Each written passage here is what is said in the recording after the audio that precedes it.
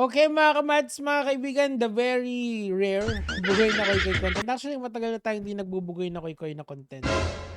First things first, I would like to give a shout outs kay Balakid kasi nakita ko sa Facebook niya, happy birthday. Birthday niya ngayon, so happy birthday sa kanya. And gusto ko, since napag-usapan natin si Balakid kasi nung in-interview ko si Balakid, sabi niya ganun sa akin. Ang kaya daw mahal ang ticket sa mga battle rap kasi nga first time mong maririnig yung bars, yung mga sinulat nila. So it's a once in a lifetime experience yung yung gano'n na pupunta ka kunyari ka sa PSP. I remember this kasi totoo yun naaalala ko yung laban kasi pumunta ako nung laban ni Shehi tsaka ni Sinyo. Kasi finals yun yung if I'm not mistaken, nandun pa si Shernan versus Lil Sisa. If I'm not mistaken, baka mali ako dun sa details eh. I think it's Ahon 8 yata yon. Basta matagal na yon. Pero kakaiba talaga yung experience pag live nun. Kasi pag wala pa yung mga MC, nakakaantok. Pero pag nandun na sila, buhay na buhay yung crowd. Anyway, battle rap is a whole different experience than a concert. Kasi sa concert kasi, program may of course parehas naman may program yun kasi sa concert kasi uh, may expectation ka of what they are going to sing. Sa battle rap wala kasi. It's a may element of performance yun eh. Anyway, pakinggan na natin si Bugoy at saka ang kanyang mga yes man. Okay, pwede na ako matalo pagdating sa bars. So, kahit hindi pa eh. Yung bars nila, magsulat ka na. Yung bars nila na grabe yung wordplay nila. Wala namang meaning yung buong verse. Hindi naman. Actually, when you listen to premier MCs, nagkukwento sila ng storya sa mga rounds nila.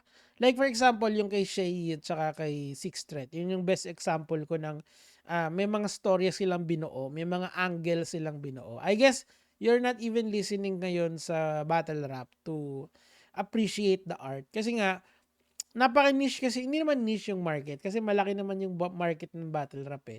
Pero there are hindi siya kasing laki na mainstream. Gets nyo? Kaya naiintindihan ko yung sinasabi niya in the sense na ano kung matalo mo ako sa bars kasi mas malaki pa rin yung coverage niya in terms of yung kanyang music. Kasi nga yung music it encompasses so many levels. Mas madali kasing magets yung mas ma-appreciate yung naririnig mo sa radyo kaysa yung sa napapanood mo sa internet na battle rap, di ba?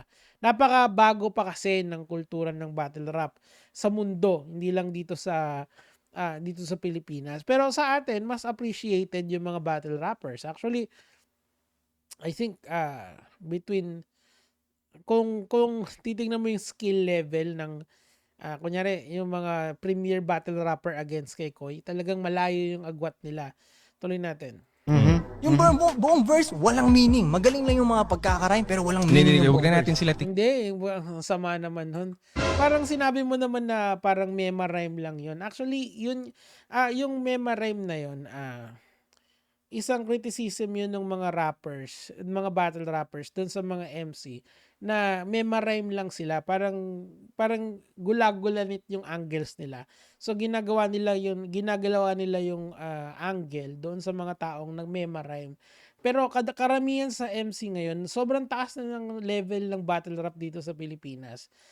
Hindi ka na lang pwede yung basta mag-rhyme ka ng panokso, ganon. Iba na eh, from yung unang-unang flip top, yung unang generation na sila Gap pa, Looney Gap pa. Ano yun, yung mahilig ko pala sa chick na mataba. Nagsiso kayo, di siya makababa. Malayo na doon yung malayo na doon yung tawag dito, yung battle rap from doon. Ngayon may mga personals na, may mga metaphors na, ang dami, mas malalim. Meron pa ngang baliktaran ng salita meron pa ngang anagram. 'Di ba yung very recent slant rhyme na baliktaran, kita moto, automoto, 'di ba? Hindi, kita mo to automatic, di ba? Galing, galing. Lanceta yon, di ba? Mga new generation of battle rapper. So, alam mo yon, na-appreciate ko ang battle rap because it enriches our yung language culture dito sa ating bansa. Not just music, not just rap, but language itself. Kasi yun yung makabagong balagtasan 'di ba? Hindi na yung yung mga plorante, hindi na gano'n eh. Hindi na gano'n eh. Ang balagtasan ngayon is nasa battle rap na. And of course, alam mo yun yung for me, uh, yun yung ultimate expression of freedom of speech.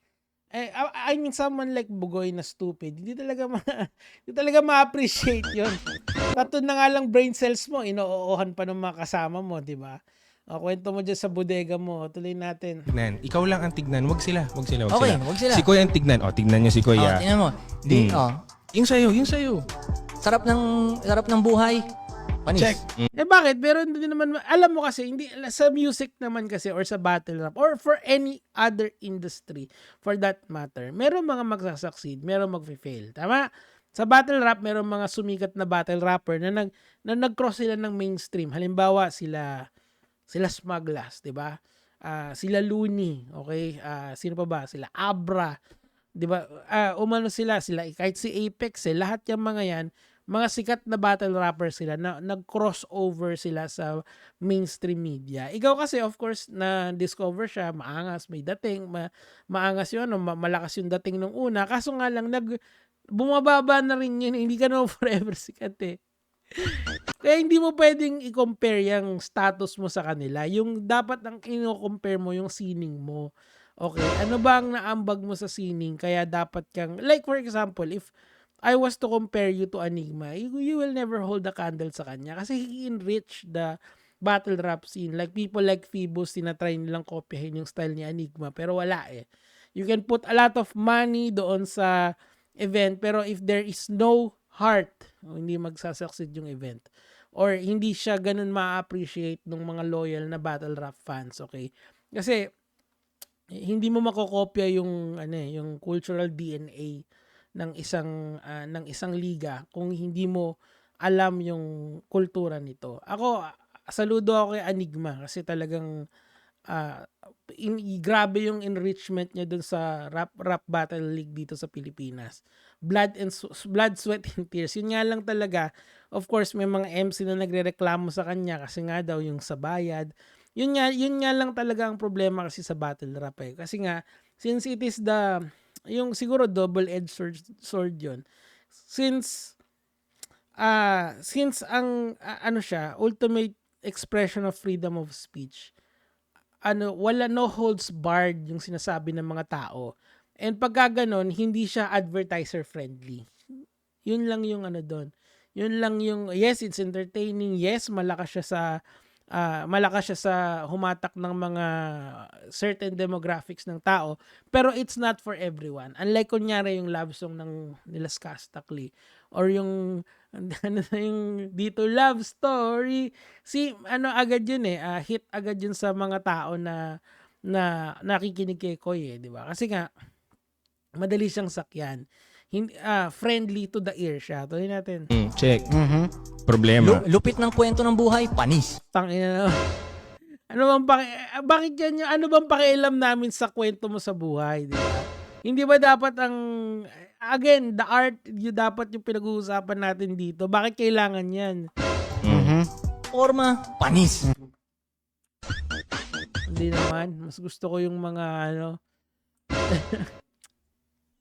tangina naman. Well, si Frank naman siguro kasi yung designer niya. So, masasabi mo talaga na umaano siya doon. But, nakakainis Ang yabang, putangina, parang wala namang relate doon sa yan, sabi ni Ronald Llamas, yan yung mga non-sequitur na na mga argumento. Hindi siya, it doesn't fall to the logical conclusion why he is much better than the rappers, than the battle rapper out there, di ba? Bobo lang talaga tong hype na to. Tuloy natin.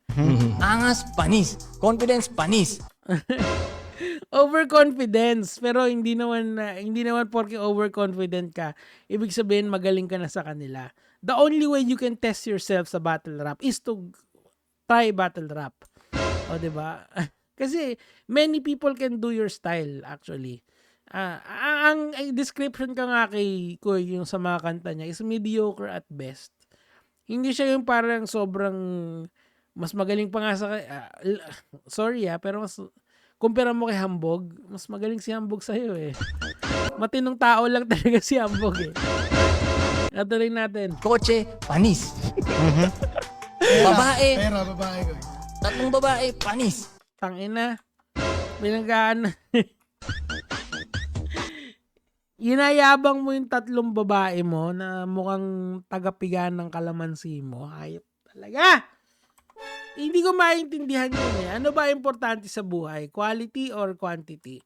Kung marami kang quality, yun, nakakabilib yun. Idol kita kapag ka ganun. Kaso totoo lang, mahirap yun. Actually, wala nga yatang papayag nun kahit sinong lalaki. Yung matalinong babae na magsasama sa'yo at dadayok-dok sa pagmumukha mo, it's not gonna happen. Pero yung mga ganyan, yung mga tipong parang si Manet, parang mukha namang sasama sa'yo.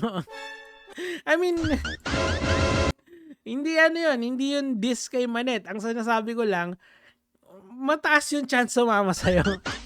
Pero if Manet was a lawyer or a doctor or someone with a career, pwede, baka hindi. Baka mahirapan ka. I'm just saying, okay? Tuloy natin. Pera, panis.